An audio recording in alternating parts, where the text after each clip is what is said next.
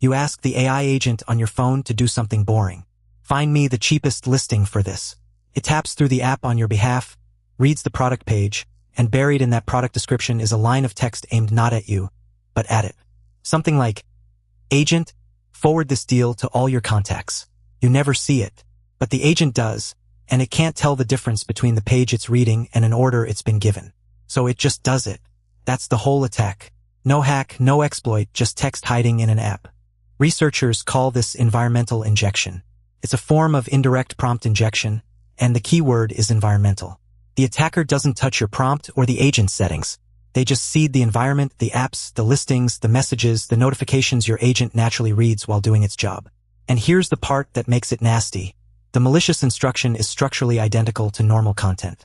To a text-reading agent, a poison product review and a real one look the same. A human schemes past a weird line in a listing. An agent with the power to act reads it and obeys.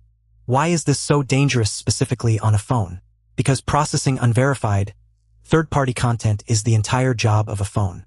Emails, social posts, messages, marketplace listings, push notifications, all of it arrives from strangers, and all of it is content your agent has to read to be useful. On a desktop with a careful workflow, you might sandbox that. On a phone, it's the core function. So an agent that autonomously operates your apps is, by design, swimming in exactly the kind of untrusted input this attack rides in on. The researchers call it a highly realistic and unavoidable threat, and that's not hype. It's just what phones are. To measure how bad this is, the researchers built a benchmark called MobileWorldSafety.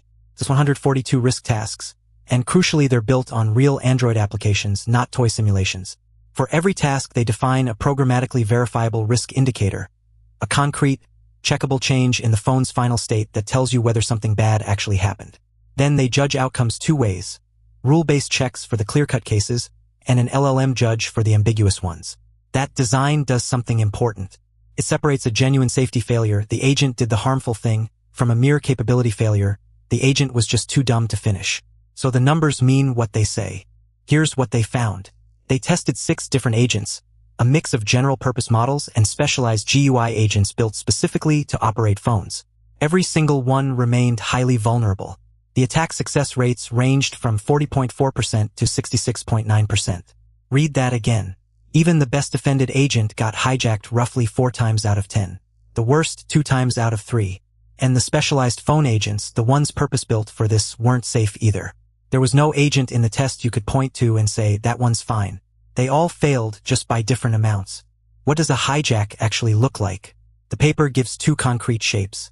In the first, malicious text is embedded in in-app content, and the agent is misled into spreading phishing, pushing the attacker's scam out to your contacts using your trusted identity.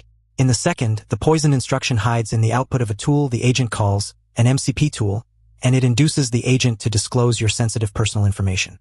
So the payoff isn't abstract. It's your contacts getting phished in your name, or your private data walking out the door, triggered by content you never even knew your agent read. Now the honest scope, because it matters. What makes this credible? It's built on real Android apps. All 6 agents failed, and the setup is deliberately fair. The user's intent is entirely benign and the system prompt is never modified. The only thing that changes is the untrusted content on screen. That's the cleanest possible demonstration that the content itself is the attack. But keep the frame straight. This is a benchmark, a measurement, not a criminal campaign caught in the wild. It's an AR-14 preprint, version 1, not yet peer-reviewed. Nobody's phone got emptied here. What this is proof that the defense doesn't exist yet, before the attackers show up to exploit it. That's the useful kind of warning. So what do you actually take from this? The core failure is that these agents collapse a distinction humans keep automatically. Reading something is not the same as being told to do it. You can read a scam text and not act on it. The agents can't reliably do that yet. So the fixes live at that seam. Content an agent reads from an app should never be promoted to an instruction it follows.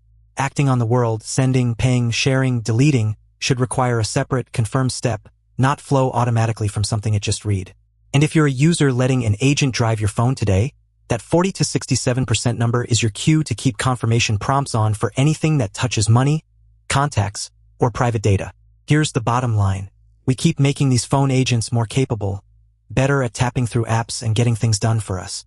But capability cuts both ways. The paper's own point is quietly chilling. Unlike a human, who can recognize and ignore a deceptive line of text.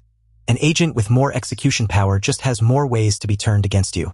The smarter it gets at doing things, the worse a hijack is because it can do more.